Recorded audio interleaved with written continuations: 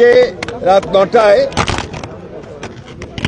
দলের চেয়ারম্যান জনাব তারেক রহমানের সভাপতিত্বে জাতীয় স্থায়ী কমিটির জরুরি সভা অনুষ্ঠিত হয়েছে। এই সভায় জাতীয় স্থায়ী কমিটি ইতিমধ্যেই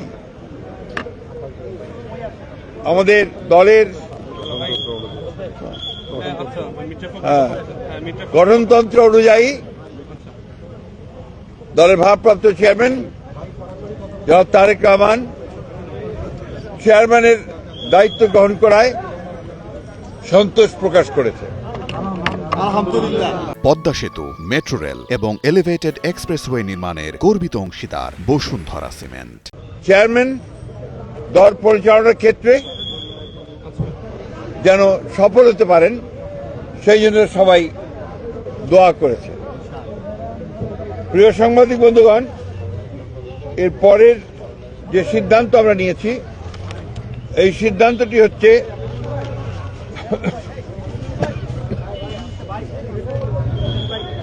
নির্বাচন কমিশনের অনুরোধে বাংলাদেশ জাতীয়তাবাদী দলের চেয়ারম্যান জনাব তারেক রহমান আগামী 11 জানুয়ারি 2026 থেকে জাতীয় নেতা মৌলানা আব্দুল হামিদ খান ভাসানী ও 2024-এর ছাত্রগণ অভ্যুত্থানে শহীদ আবু সাইদ সহ অন্যান্য শহীদদের প্রতি শ্রদ্ধা জানানোর জন্য তাদের কবর জিয়ারত এবং কিছু পারিবারিক দায়িত্ব পালনের জন্য দেশের উত্তরাঞ্চলের কয়েকটি জেলা সফর করবেন বলে সিদ্ধান্ত নেওয়া হয়েছিল। এ ব্যাপারে নির্বাচন কমিশনের অনুরোধে বাংলাদেশ জাতীয়তাবাদী দলের চেয়ারম্যানের এই সফর স্থগিত ঘোষণা করা হয়েছে। আপনারা সবাই খবরটা খুব ভালো করে জানেন যে দেশের যে নির্বাচন আগামী ফেব্রুয়ারি মাসের 12 থেকে অনুষ্ঠিত হতে যাচ্ছে, সেই নির্বাচনকে বিভিন্নভাবে প্রশ্নবিদ্ধ করার জন্য, বানচাল করার জন্য একটা মহল বিভিন্নভাবে চক্রান্ত করছে। তারা ইতিমধ্যেই আপনি জানেন যে উসমান হাদিকে গুলি করে হত্যা করা হয়েছে। একইভাবে বিভিন্ন জায়গায় রাজনৈতিক দলের নেতৃবৃন্দকে, বিশেষ করে বিএনপির অনেক কয়েকজন নেতৃবৃন্দকে গুলি করা হয়েছে এবং তারা শহীদ হয়েছেন। এবং গত কয়েকদিন আগে স্বেচ্ছাসেবক দলের সাবেক সদস্য সচিব দক্ষিণে না উত্তরের সদস্য সচিব, সাবেক সদস্য সচিব মুসাব্বিরকে গুলি করে হত্যা করা হয়েছে।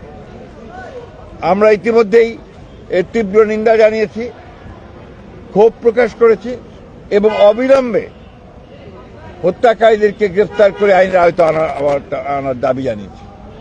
আমরা বারবার করে কথা সরকারকে এবং নির্বাচন কমিশনকে জানিয়েছি, জানাতে চাই আবারও, যে এই ধরনের হত্যাকাণ্ড ঘটতে থাকলে এই দেশে নির্বাচনের পরিবেশ বিনষ্ট হবে এবং নির্বাচনের পরিবেশ যেন বিনষ্ট না হয় তার জন্য সকল প্রকার উদ্যোগ গ্রহণ করার জন্য, সক্রিয় কার্য প্রক্রিয়া নেওয়ার জন্য আমরা আবারও সরকার এবং নির্বাচন কমিশনকে আহ্বান জানাচ্ছি। আর ইতিমধ্যে আপনারা সবাই জানেন যে আমাদের গণতন্ত্রের মাতা, অবিসংবাদী নেত্রী এবং আমাদের আপসী নেত্রী দেশনেত্রী বেগম খালেদা জিয়ার ইন্তেকালের পরে তার জানাজায় যে শরণার্থীর কালের বৃহত্তম জানাজা অনুষ্ঠিত হয়েছিল এবং সেই জানাজায় মানুষের যে সমাগম হয়েছিল, এটা এই বাংলাদেশে আর কখনো দেখা যায়নি। আমরা যারা স্বতঃস্ফূর্তভাবে সবাই এই জানাজায় অংশ নিয়েছিলেন, আমরা দলের পক্ষ থেকে সমস্ত জনগণকে আমরা আন্তরিকভাবে কৃতজ্ঞতা এবং ধন্যবাদ জানাচ্ছি। এবং আইন শৃঙ্খলা পরিস্থিতি রক্ষা করবার জন্য সেনাবাহিনীর সদস্যরা, সেনাবাহিনীর তিন বাহিনীর প্রধান এবং সরকার যে উদ্যোগ নিয়েছে, সে পুলিশ, র্যাব, বিজেপি যারা সহযোগিতা করেছেন, তাদের সকলকে আমরা আন্তরিকভাবে ধন্যবাদ এবং কৃতজ্ঞতা জানাচ্ছি।